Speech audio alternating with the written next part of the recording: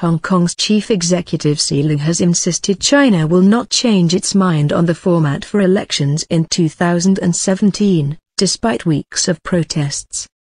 In a TV interview, he said the protests had spun out of control and did not rule out the use of force to end them.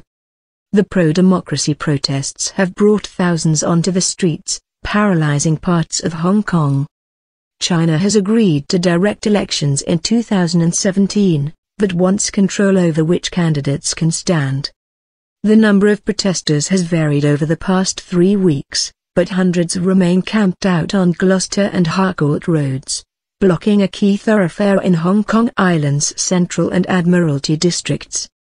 Minimum force. Mr. Leung told TVB on Sunday that Beijing would not change its mind on the election format. He said, in achieving universal suffrage in 2017, if the prerequisite is to put down the basic law and the decision made by the National People's Congress Standing Committee, I believe we all know that the chance is almost zero.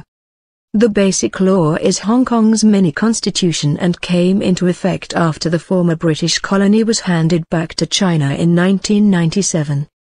It states that the ultimate aim is the selection of the chief executive by universal suffrage upon nomination by a broadly representative nominating committee in accordance with democratic procedures. It was the NPC Standing Committee's decision on the makeup of that nominating committee that sparked the protest movement. The protesters say the format will give Beijing control over which candidates stand.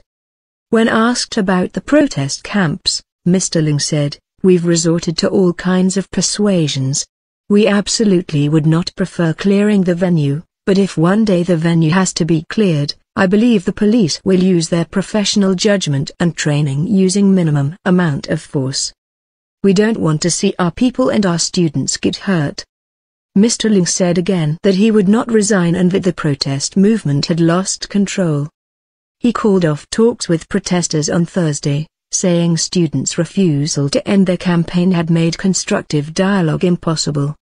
A coalition of 3 protest groups issued a statement saying, "We cannot allow one person, Leung Chun-ying, to destroy the Hong Kong core values we so cherish." Hong Kong democracy timeline.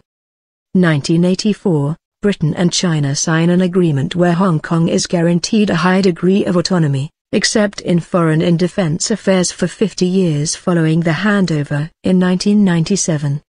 2004, China says it must approve any changes to Hong Kong's election laws. June to July 2014, pro-democracy activists hold an unofficial referendum on political reform and a large rally. This is followed by protests by pro-Beijing activists.